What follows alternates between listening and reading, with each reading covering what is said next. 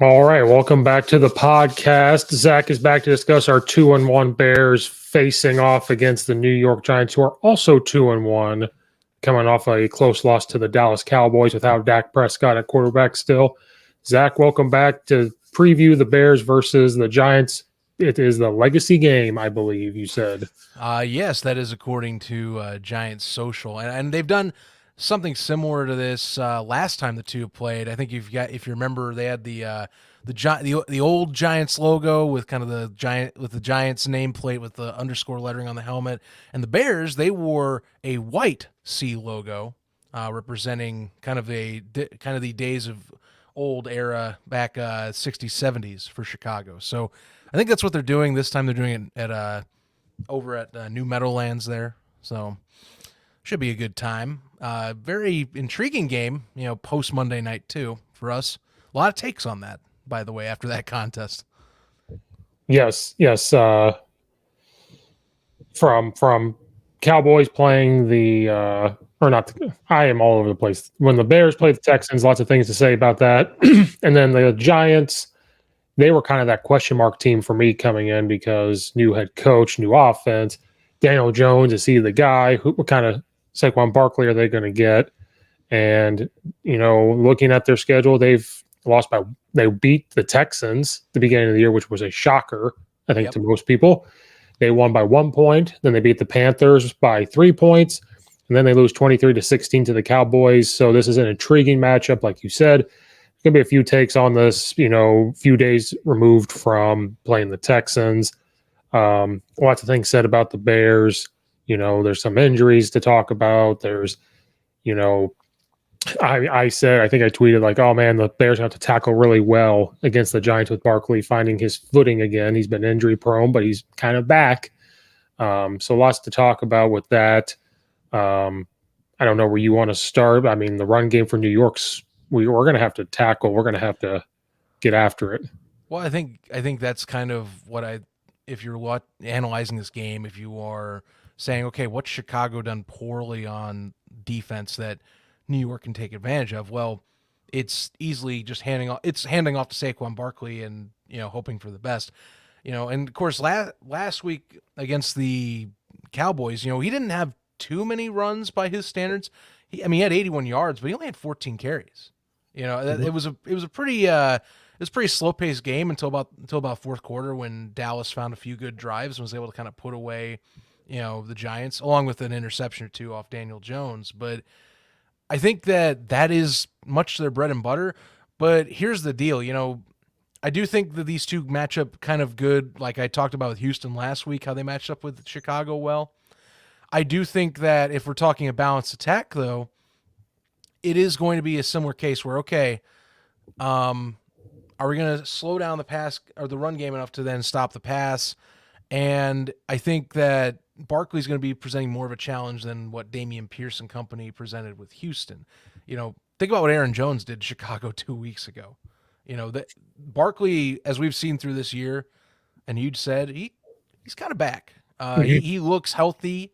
He looks like the guy we saw 2 years ago after just going through terrible injury luck. He's back fully. So the Giants are going to take, I think Brian DeBall being the offensive guru he's going to say, okay, this might be the play. It might just take a play out of Chicago's handbook and what Luke Getzey's been doing lately, which is just, hey, if we can't throw the ball, let's just run it down their throat. Right. Looking at their stats again, it's very similar-ish to when the Bears played the Texans. New York scores 18.7 points a game. They give up 19 points a game. Mm-hmm. They get about 356 yards per game. They give up, though, 347 yards per game. They do give up 138 on the ground, and they give up 208 through the air, which we haven't thrown 208 yards passing probably all year combined. So we don't have to worry about that too much. The Bears, they only score 17 points a game. They give up 19 points. We only get 285 yards a game. Now, this is through 3 games, so it's hard to – these averages are kind of skewed because of only being 3 weeks.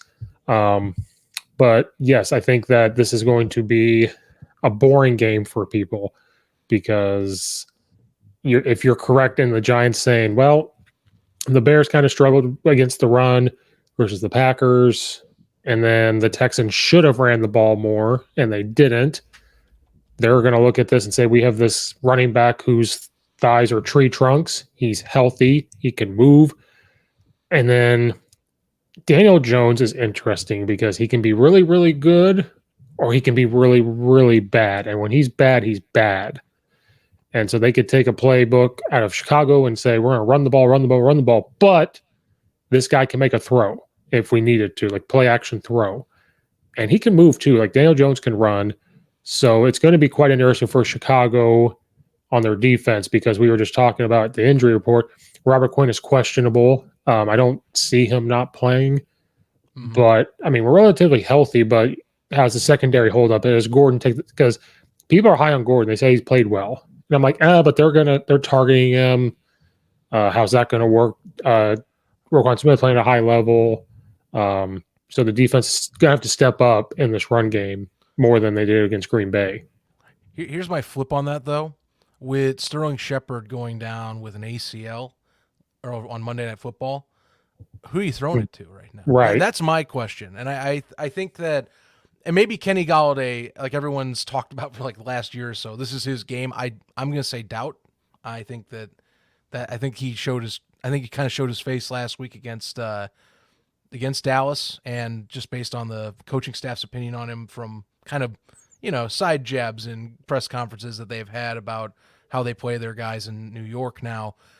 I don't know if he's going to be that guy. And then I look at what else that the Giants have to offer in terms of, I guess, weapons at the moment. Kadarius Toney, I think it's Tony. I always mix up between the two, but he's not. That's the other option that would have scared me. He's not healthy yet. Wan'Dale Robinson, he's also not healthy, or at least he's projected not to be healthy according to some reports from injuries that have been listed by Giants staff, like Giants beat writers. So the main receivers you got next man up in terms of receiving yards is Richie James, which he's kept up with Sterling Sharp's numbers, but I don't know if that's going to be enough to say I'm scared of that side of the ball. Now Daniel Jones is pretty sneakily mobile. That worries me in the run game, along with Saquon Barkley. So if you're going to be freaking out about it, it's that you're going to see the run game used to hopefully open up the pass a bit more. And hey, I do think they'll pick on Kyler Gordon again. Mm-hmm. I just am saying, much like Houston, credit even less so than Houston, honestly.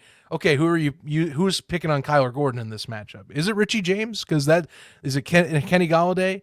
Because those are probably your top two, I think. I think they have to elevate Galladay and put him in a higher up role this time around because they're low on depth. But James is probably your number one in this offense with Shepard down and Tony not being in at this time.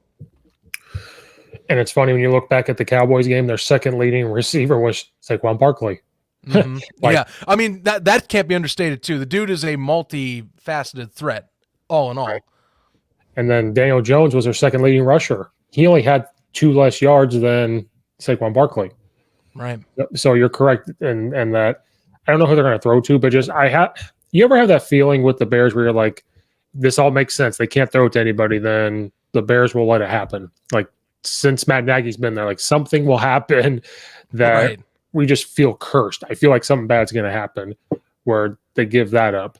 But with Eddie Jackson being healthy, maybe he's the guy that won't let this happen. He could be that guy that I'm not going to think get deep, and that's why I wonder if they'll ever will switch it up to where he travels with Gordon. I have no idea where he goes.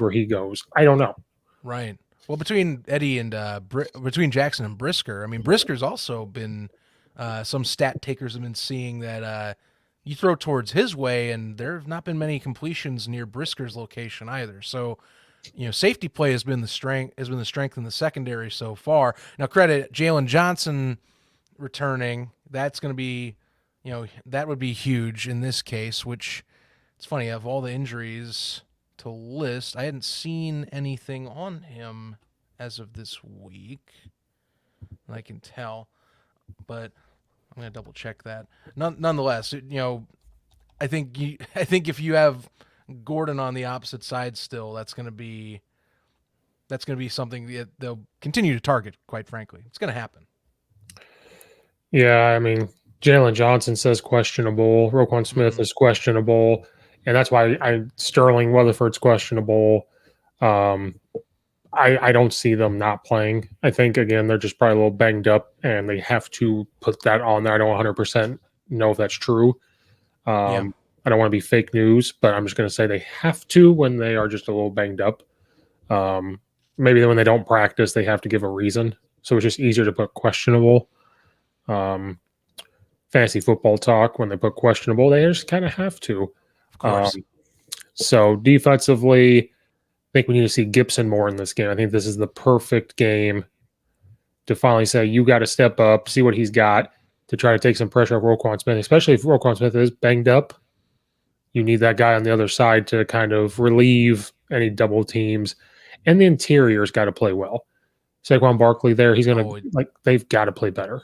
it's gonna have to be top notch. I mean, they've been, you know, through the beginning of the year, they've had, you know, they're gonna have two of the four better, or they're gonna have 2 of the 4 weeks where they'll have some of the top running backs in the NFL. This is obviously Barkley, and you know that's gonna be their game plan.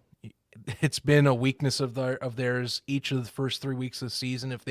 If any team can find run lanes, they've been able to in Chicago until they can't. Because of course, if you're a one-dimensional offense, and this is the talk of town in Chicago right now, you and I know, you people can zone in on that. So, you know, sure, you can go as far as you want if it's a weakness on a defense, but eventually something catches up where drives do get stalled if you get, you know, just one or two good lanes blocked, one or two good tackles in there. You know, it's all possible. I think for the Giants, well, it's gonna, like I said, it's gonna be run game focused, but I am curious come Sunday to say, all right, who is gonna be that guy that will step up and maybe have got the Bears secondary have to worry about.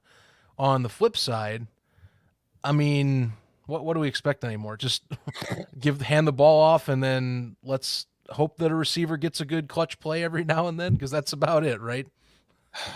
Well, flip side, David Montgomery's just been he's questionable day to day, which was nice to see because we didn't know that looked bad where he's like holding his knee. Looks like he's in pain. So that was the good thing to see. And so the big question mark in Chicago and other sports podcasts and Bears things are talking about is, can Khalil Herbert carry the load for the Bears at running back? And I think he proved last year before when Montgomery was hurt, and he proved this last game, he can definitely be the guy Oh to yeah. step in and carry the football. So I'm not too worried about Khalil Herbert running the football. I'm not even too worried, and I've never thought I'd say this. I'm not even worried about the offensive line running the football, like doing something good, because that's what they're good at. No, not Um, at all. so those I'm not worried about. I never thought I would like give the O line a compliment because of how bad they've played over the years. But can they figure out the linemen quit switching guys around? Can they ever? They did it last week too. Hmm. Can they just figure out, stop putting Jenkins at tackle, then guard, and then moving people around? Can we just stop like doing it all the time? I can't project when that's gonna stop though. Like I mean, we're gonna hit roughly the quarter season mark. I mean, I guess really between this week and week 5. Nonetheless, like it's about the quarter season mark we're approaching, and you know, it'd be kind of nice to have it finalized if there's no injuries. You know, just my personal opinion. Yeah, and then we're down a receiver now. Pringle is out, I think, for the Yep. game. He got hurt, so he will be out. Not that it really matters because who do we throw to? We don't throw to anybody. Yeah, he had what I think he had 2 catches for 3 yards was his Right. stat line, which is funny because he was touted going into the season. Besides, drafting Velus Jones, he's been the guy that Bears fans are going, he's going to be that breakout. That was the whole thing.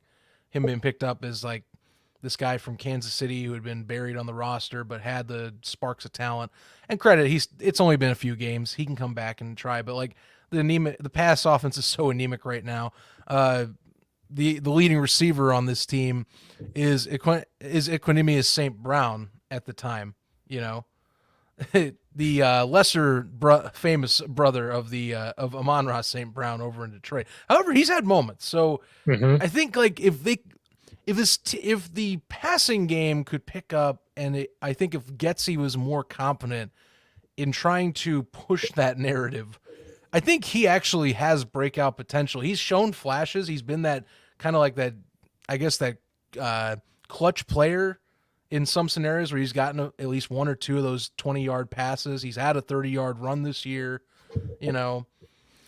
And then of course you talked about Velus Jones. Well, he's trending up. He might actually play. Yeah, he probably will get some reps. Again, this is the game where you probably should throw some guys in there just to see what they're made of. So that's why we'll still see O lines being switched. You should see some players. And I'm really sorry. I was listening to you. I was trying to find. I think the Bears are 30th ranked in rush defense, so it's not good.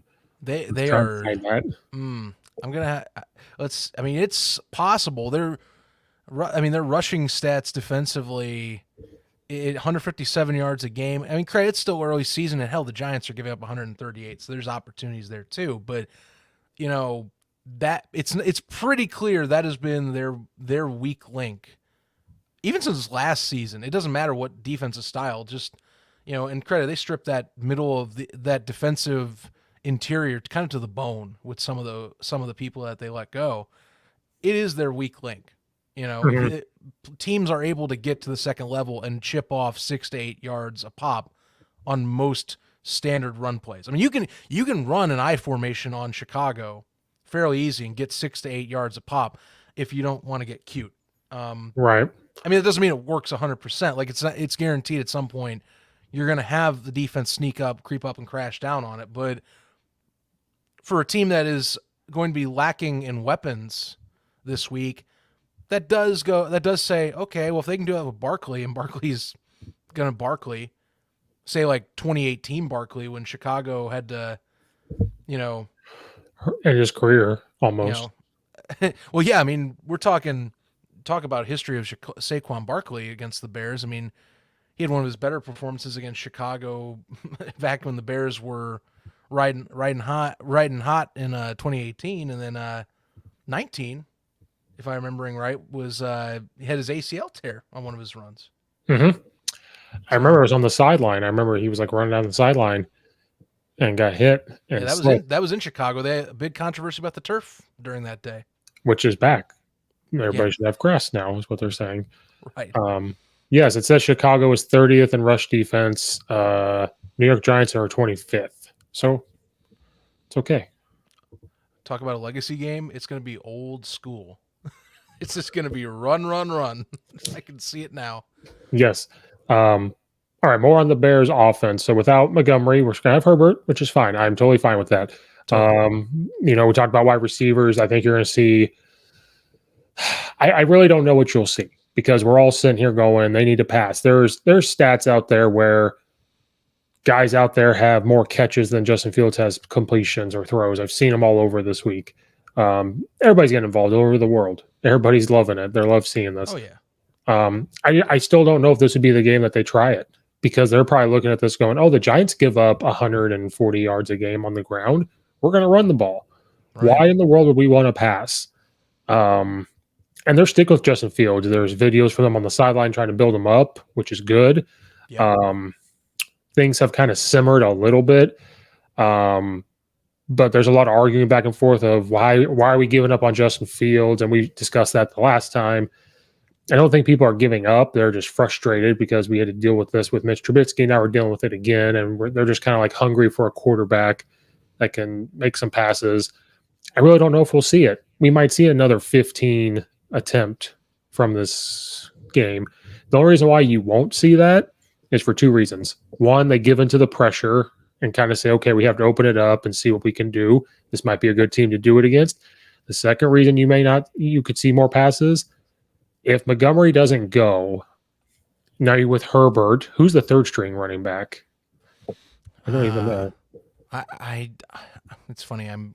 I last week I had went, oh, okay, yeah, I remember the draft, the pickup, because he's a rookie. I'm going to knock myself when I pull it up here. Evans Yeah, it's from App State. Uh, Oh, Ebner from Baylor. Is Mm-hmm. Yeah, that who you're that's talking one. about? Mm-hmm. So we have other guys that we can put in, but if it's just Herbert, he will carry the load. He'll get his yards. He's going to get probably over 100 yards rushing this game. I almost want to parlay that he is going to get it. But trying to put more pressure on these younger running backs, will we see more pressure be put on Fields to run or to pass? And that's going to be very interesting to see what they decide. Well, here's the thing I'm looking at is that New York, in terms of pressure, they have not been steady. They only have 3 sacks so far through 3 games. Now, credit, Thibodeau just came back last week and was getting back in his groove. So, and it was also against Dallas, who, for all things considered, they have maintained a pretty steady offensive line over the years. I mean, that's Jerry Jones's pride and joy is having that unit Mm-hmm. being there in Dallas. So, yeah, I'm not surprised they didn't get much done last week. Chicago, as we know, and I mean I've seen this too. Clay Harbor, who talks on Twitter all the time about Bears football, second best offense in terms of the rush, but in terms of line production, but they're the 22nd worst in the league in terms of pass. It's a complete Jekyll and Hyde like concept that this line plays off of. It's pass pro, very much below standard. Mm-hmm. And so I think there's opportunities if you're in New York, you're going, okay, we just watched Jerry Hughes and the Texans rack up 5 sacks on Chicago last week. And the Texans, I mean, as we talked in our last preview show, we didn't think the Texans were going to get terribly much pressure. I mean, Hughes was the biggest star on that defense to get back there, and he got back there at least I remember twice for sure. Yes. Or at least helped create sacks multiple times. So, Thibodeau's a rookie, so we'll see. But if they line him up against like Larry Borum, who's been kind of struggle busting in pass pro this year, I do fear that he's going to get at least 1 or 2. But I think I do believe this week they should, as long as they play their cards right, they don't have to lean too heavily on the passing game if needed. Maybe Velus Jones opens it up and they can try and do more like quick passing routes or more things that get Fields comfortable in pocket, but also on time and not much looking into reads if needed. Something that builds his confidence. As we've talked, people have been seeing more and more on the sideline, he's an emotional guy. Fields reacts a lot to positive movement and positive play on the field. If things aren't going his way, dude, at least from what we've seen, that doesn't mean he is, but body language shows he kind of is a Debbie Downer.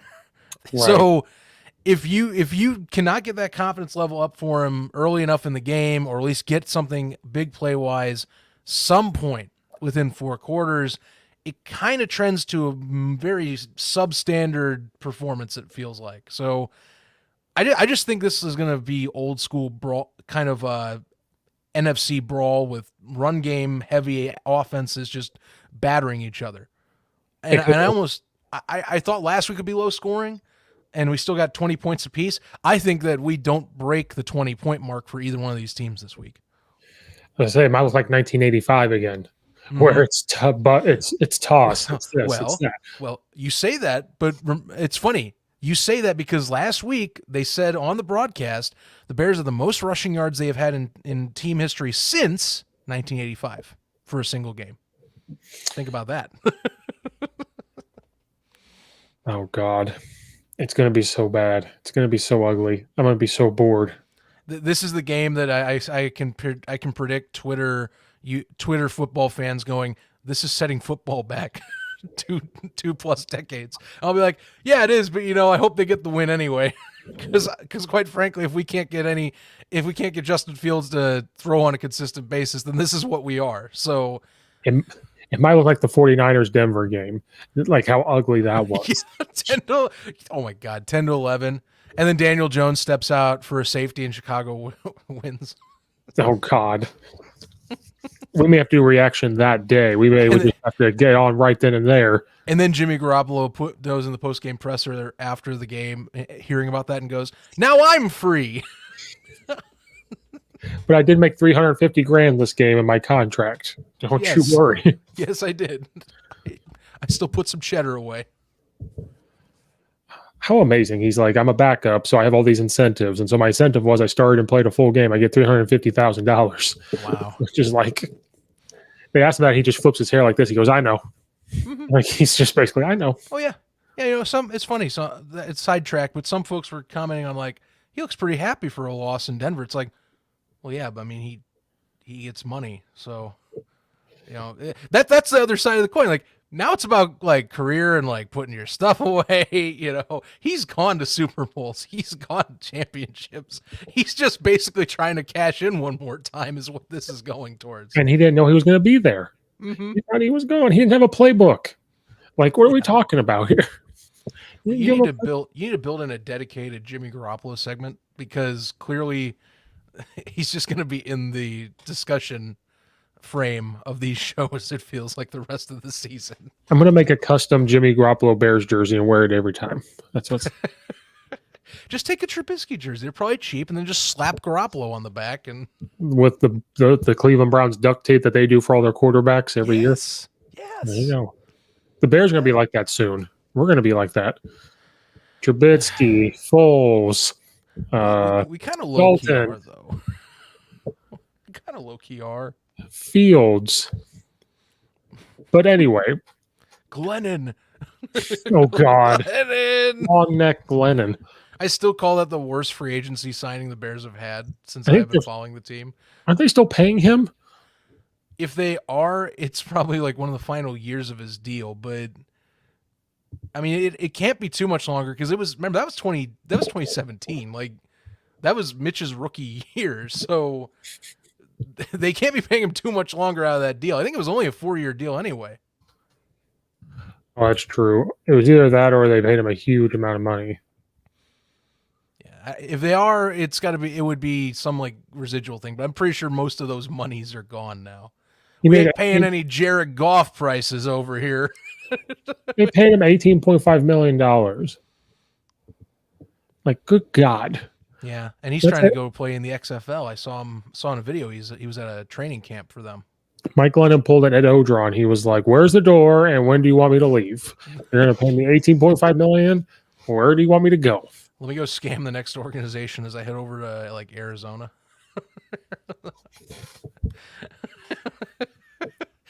It's like Glennon's like the lesser degree of like a Sam Bradford at the back end of his career, where it's like, I got this big 2-year deal.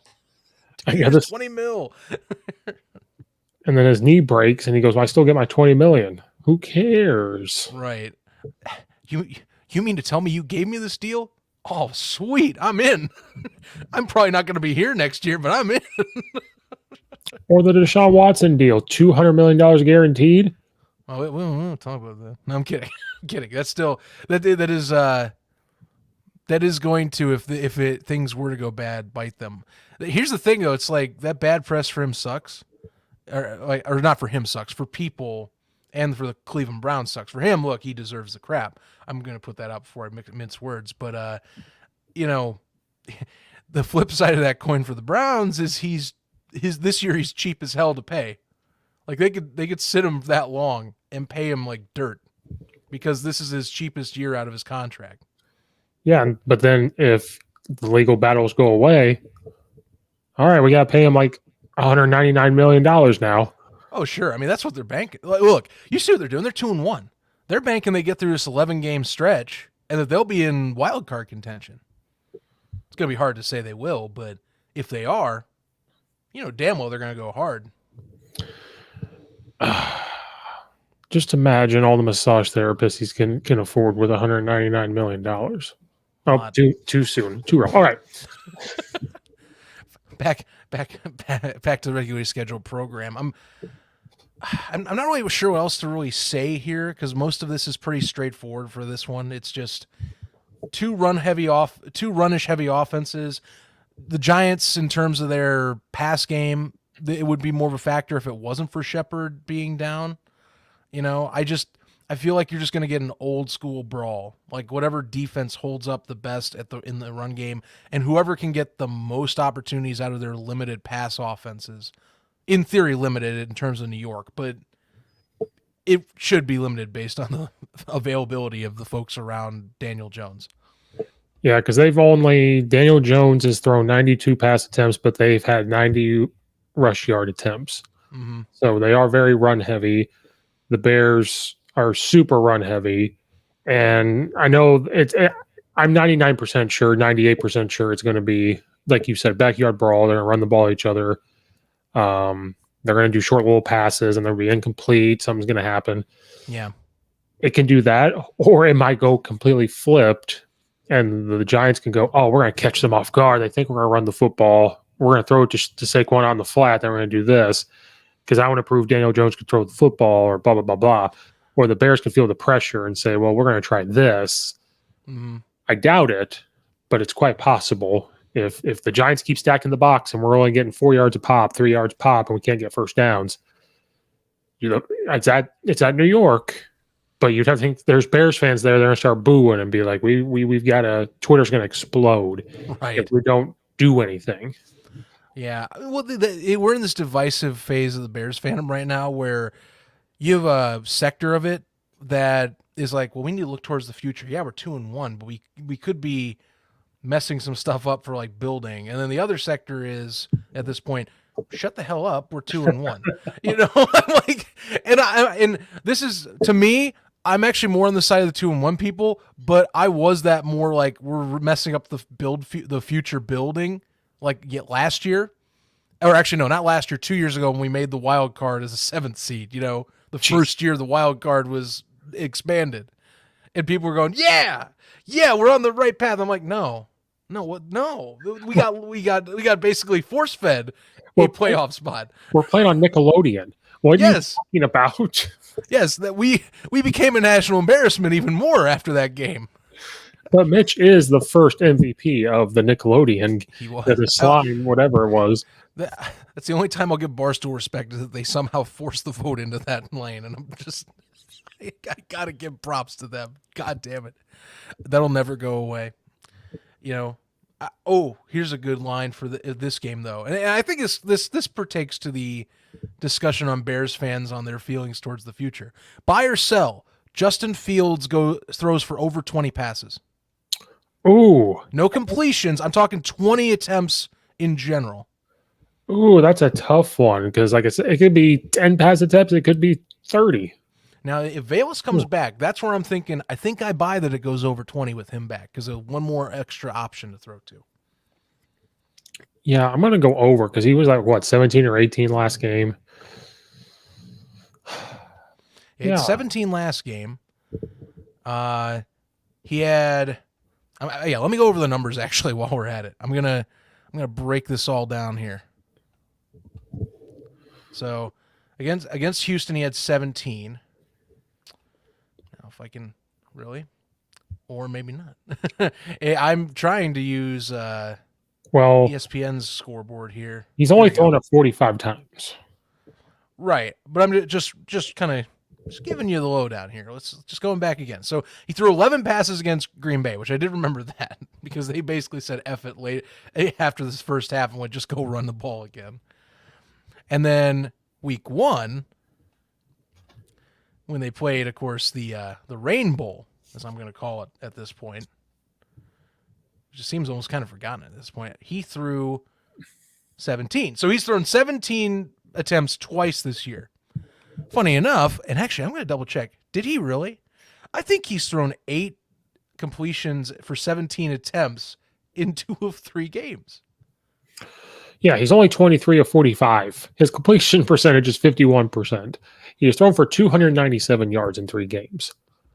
He has 4 interceptions, 2 touchdowns. He's been sacked 10 times. Yeah. Well, then 5 of those came against Houston, which is crazy to me that they got that much pressure against them. And sacked yards lost 62. Yeah. Like that comes down to some poor decision making and just, the line being a bit porous at times. His longest pass is 51 yards. Yeah, Austin yards per game. He averages 6.6 yards per completion, so there is a positive. It is positive. And yeah, just confirming. Twice this year, he's gone 8 for 17, week 1 and 3. I had, that's why I was kind of thinking, I was like, no way he's done it twice, but sure enough. So that is it's becoming a trend. But it is I'm with you. 1985. Yeah. Well, hey, remember they have through 3 games in NFL history, this Bears team has the 5th least amount of pass attempts for any team in a regular season through this point of the year. At 45. They might as well just run the wing T at this point. And I hate the wing T. You know, maybe. Although, hey, I watched in the USFL the Birmingham Stallions. They ran the wing T, did the T formation again. It was a nice throwback. They ran it pretty well too. They were effective with it. Yeah, but see, wing T is boring. And I have plenty of coaching friends. I have lots of coaching friends that love the wing T. And if they listen to this, they're going to hear this. They're going to text me and they're going to call me names. And I'm going to say, you're right. I'm just in my feelings right now where I don't want the Bears to just run the wing T. See, to me, I want to call it advanced RPO. 3 running backs you can do the RPO off, plus the QB, plus we'll throw if you want. I think you should design the RPO heavy on a wing T formation. Oh, some high schools do. It's called, the pistol wing T. They can do RPOs off of it. They can get all their stuff going. And I interviewed a coach one time who called it the wing raid. Wing raid. He mixed his wing T with the air raid, and it's beautiful. I like that naming, the wing raid. I had him on here. He was going to start his own podcast. I don't think he ever did. He was going to call it that. And I was trying to. It's an episode way back in the day. This is before even 100 of them. Way back. Oh, we're talking early days of the Coach Steve show. Yeah, I think we talked for like 2 hours. Because I was curious. Buck sweeps and all this and that. Then all of a sudden he goes, all right, I'll run mesh. All right, I'll run this. Just combined it. Time for the Bears to embrace the wing raid. I think it's time. I'm perfectly fine with the wing raid. If they want to run the ball, then all of a sudden we're running mesh, we're running this, we're just getting the ball out of Justin Fields' hands for 4 yards. I'm cool with it. And we got to see Kmet more in the offense. He can block. That's what I'm thinking is you have 2 at the very most, those 3 running backs that could be pass catchers out of the backfield.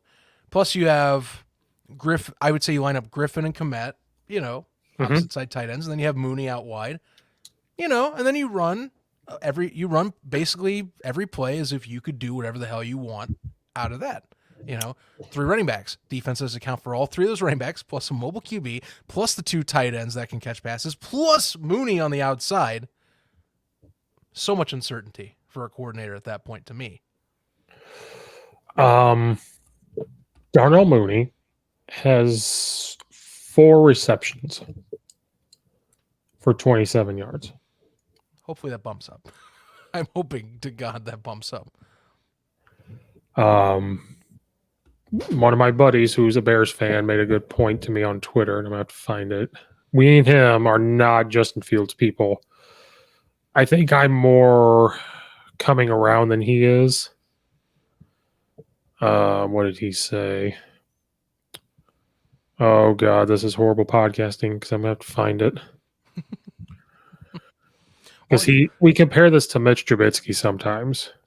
I was going to say, while you hunt that little factoid down as you will, I do think there are opportunities as long as you can, like I said, as long as you can limit the pass rush and keep it at bay for the Giants, which is going to be a challenge because it's the Bears' front 5 that has not shown any confidence through 3 weeks and has given up those 10 sacks and extra hits on Fields. But there's opportunities. I do believe some people will say he's going to go off this game. I'm going, I hope so, because if there's less pressure, you would think should hopefully have some more lanes. But I don't know. The uncertainty of the first 3 weeks, it's hard for me to gauge if he can break that 150, 200 yard, scope of passing yards. It just feels like pulling teeth right now.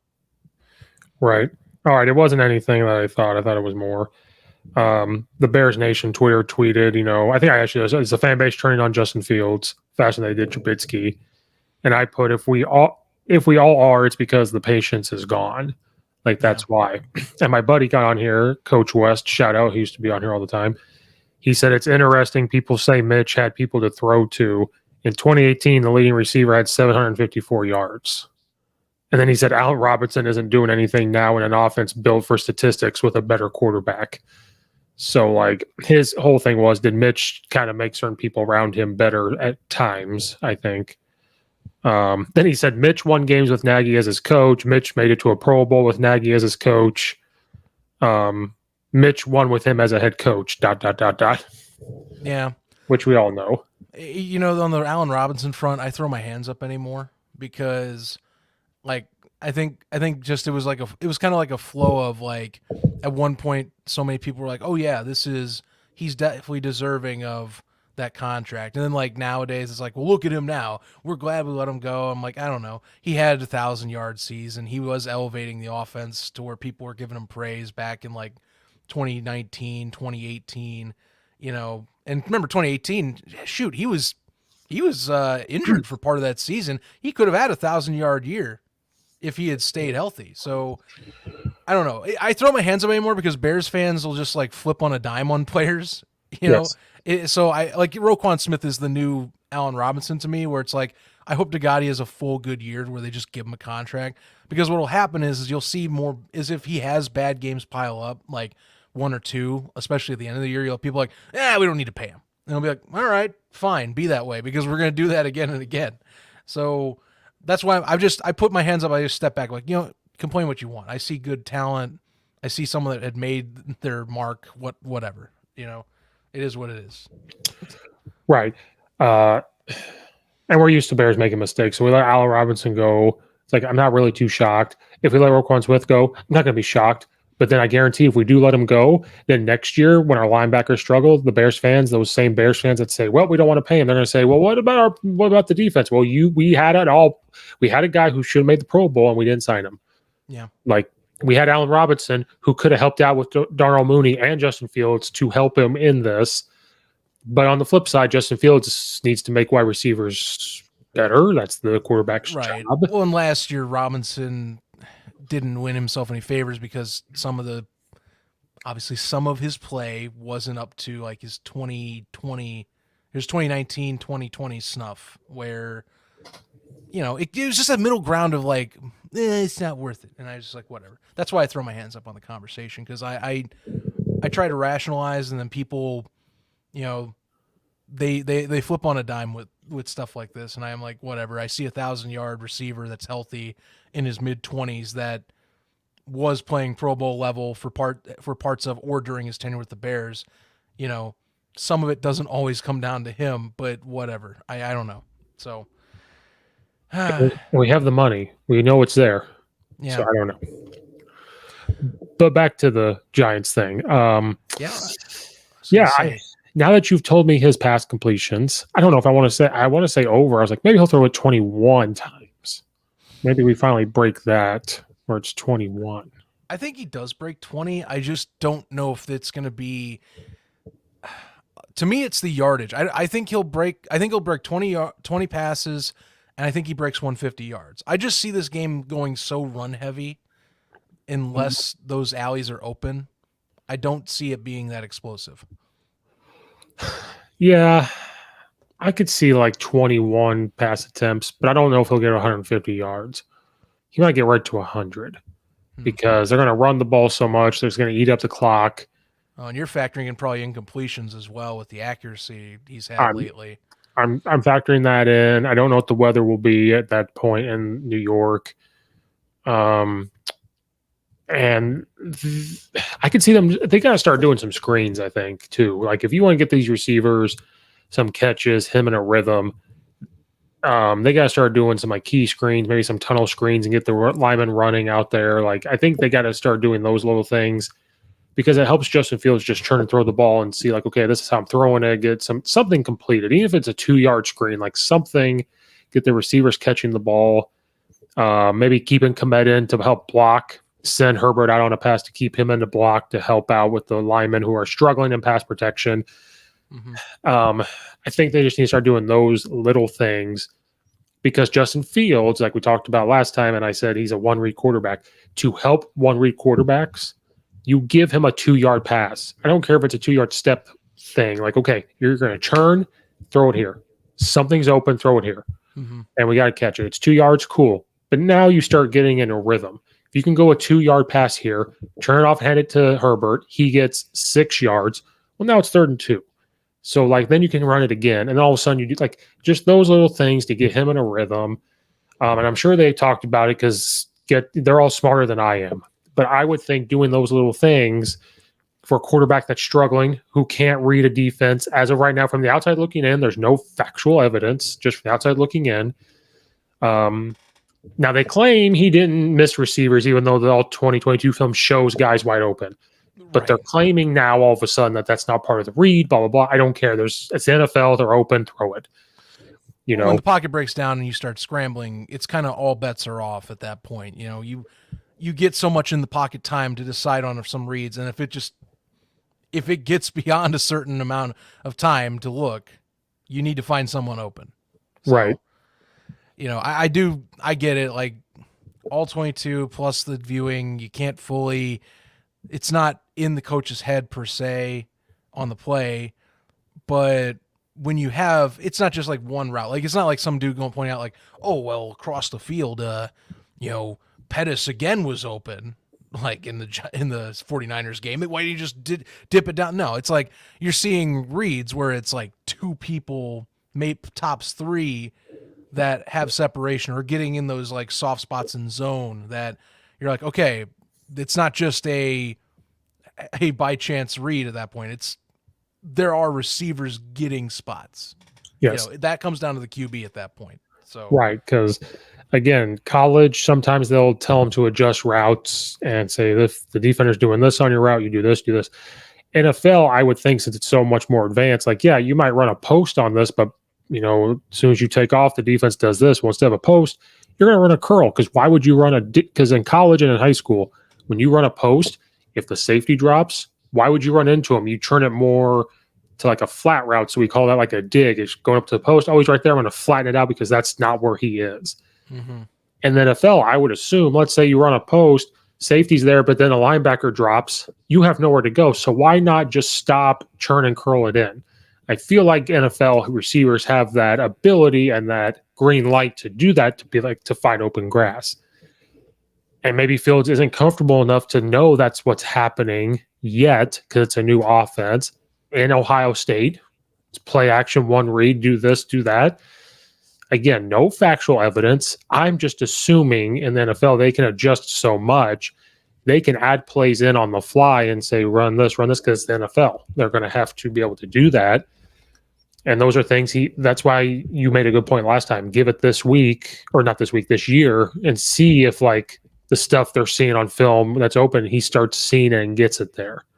And if he does, great. If he starts not to get it, then going into next year, you have to think it might be time to get a new quarterback. It might be time to do something different. Yeah. Well, we'll find that out later in the year, I think. You know, like I stress again, I'm a guy heavily on, I give you it's basically till year 3 to make my verdict on what's going down. So, or what I expect, you know, you can only coach so much is how I see it. Yes. Yes. So we'll see. A lot of pressure will be on Justin Fields, you know, I think this week, even though it's going to be run heavy. I still think there's going to be pressure on him this week and next week, you know, going into their schedule. And, well, he'll feel the pressure no matter what. Quarterback of the Chicago Bears, you're not playing well. Because, again, and this will be one of the last things I say because I know this has been going on for a while, I think it'll be run heavy, but you also think, do they want to try other things? Because then you go to Minnesota the next week, and that's going to be a really tough game. So I think going to that game, you have to have that decision kind of made where he can handle these type of passes, or the team can handle this, or they can't. So maybe that's why he gets over 20 attempts, you know, just to be like, okay, that we have to get things ready. They don't want to show it to Minnesota, but I think we're at a point now, even though we're 2-1, where it doesn't matter. You've already said it's a rebuilding year. It doesn't matter. Show what you want to show, and you have to get ready for the Vikings. Because I don't care if it is a rebuilding year. Fans and that organization want to compete in the NFC North. It doesn't matter. So that's the only other way I could see that game going with the Giants. Yeah, about so. And again, you take your wins where you can here this year. That's what you're looking at. Wins, development, and progress. Evaluating what you got and kind of building for the future. So 2-1 is pretty nice right now, and I do. I mean, I think there's plenty more wins ahead. Now, question is, do we get to 3-1 after this week? Ooh, it's very curious because, like I said at the beginning, there's some podcasts and shows that think they will. They think I even saw a title for the CHGO network that does Chicago sports. One of the titles was Bears stomp the Giants or wallop them. So, what do you think? Will they really just blast the Giants on Sunday? I don't know about blast. Like I said, that run game that New York has, and personally, at this stage, Daniel Jones inspires more confidence to me over Justin Fields. And I know that to some people, it's like, really, that goober? I'm like, well, I mean, to me, yes. I do say that. It's if it flips in this game like everyone is hoping it does, and that Justin Fields does have his breakout performance, because it seems like every week now it's like this is going to be the week he's going to have his breakout performance through the beginning of the year. Then fine, cool, I can take that away. But like right now, yeah, I'm going with the guy that doesn't have his offense at sub 100 yards per game passing. So I'll take that. And the guy that's been able to make game-winning plays and get them to 2-1 as well against some pretty tough, or against some stiff competition so far, or at least stiffish competition so far for them as well. And I do think it's going to be close as well. It's going to be another nail biter. I'm going with New York, though. Ooh, I did not see that where that was going. Yeah, I'm going to go with New York. I'm going to take it in a field goal. And my reasoning comes down to, I think I don't know. I think the Giants as a whole have just built up a little bit more to kind of counteract some things that Chicago can do. The big question I think for folks will be, well, can the Giants generate pressure and keep Fields, kind of in that slump? And it's like, yeah, survey right now says maybe not, but I also believe with the second game for Thibodeau and some opportunities on that line to take advantage of passing downs, I think they can exploit that. And I do believe that in terms of just run game in general, adding in the fact that, the Giants do have a bit more refined of a passing game, even with Herbert out, I just think they're more well-rounded to walk off with this one. That's the thing. It's going to be close. I know that the Giants are kind of going into last week, kind of like this phony 2-0 team to a lot of people. And, for a minute they were looking like they were going to go 3-0 in Monday Night Football until they didn't. So yeah, I got them as 3-1. Chicago will take their lumps. It'll be a close loss. I'm hoping for some progression with Fields in New Meadowlands, but yeah, I'm gonna take the Giants here. And actually I'll take it. I'm gonna do 17-14 New York. So I was thinking about doing that exact same score, but then I changed it on the fly. I'm going to be the positive person here. I talk all this stuff about Justin Fields, and we somehow, maybe he's the new Jimmy G, where they just figure out how to win. It doesn't matter how. Okay. Okay, I know. Bringing Jimmy G back into the conversation. That'll never die in here. or like Tim Tebow, all he found a way to do was win the game. Now, Tim Tebow has proven to be a better passer when he was in the NFL more than Justin Fields, but it's here or there. I have it as a close one as well. I'm going to be a little bit more positive because the Giants can give up the run, even though I think they're going to. They could sell out and try to stop the whole run for the Bears. Mm-hmm.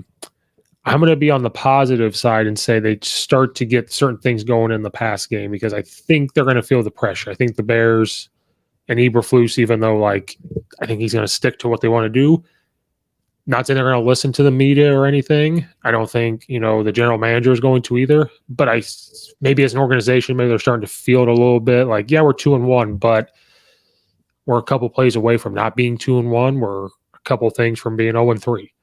And they, not saying he's going to have 40 pass attempts. They're going to run the football. They're going to do what they do. You might see some screens like I was talking about earlier. And I just think the Giants just somehow shoot themselves in the foot all the time. I know they won the first 2 games, but like last week they shot themselves in the foot. Daniel Jones, I think he plays worse at home, actually, is his thing. I don't know why. And if the defensive back end can pick him off or they cause a fumble, if they force Saquon Barkley to be the only reason why to beat them, I think they'll be okay. They can't let Daniel Jones start getting out of the pocket. I'm going to go Chicago 21-17. Okay. Keeping it high scoring, but still low scoring at the same time. Breaking 20. I mean, that's better than what we had originally talked. So I'm just saying 21-17. Or do I want to change it? No, I'm going to stay there. I'm just going to stay there. You know what? No, I'm going to say 2017. Let me just go down below. Let's go 2017. Keep the field goal difference.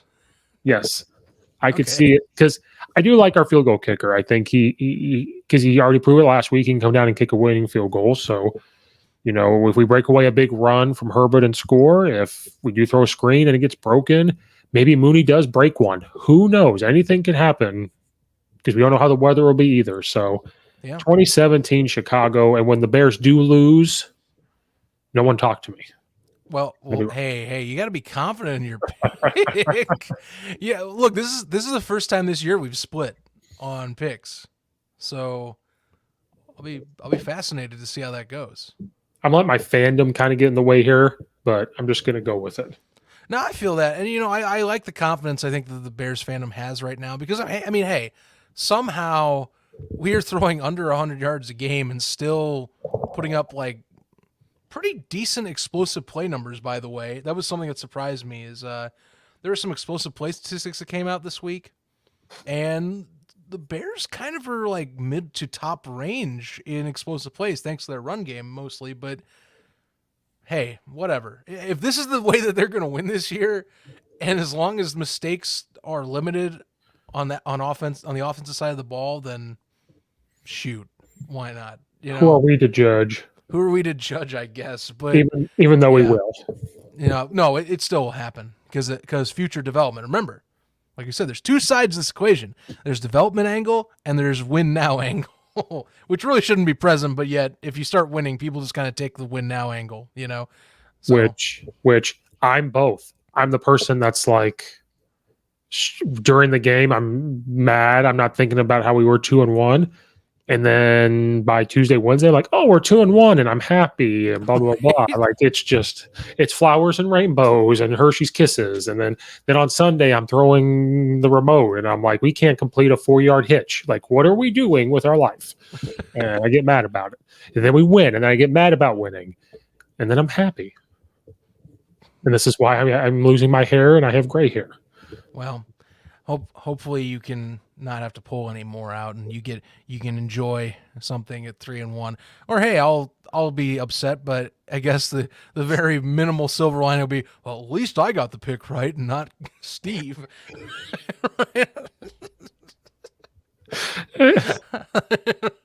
Like be that guy where it's like, I'm petty. Yeah, we lost, but I got that pick.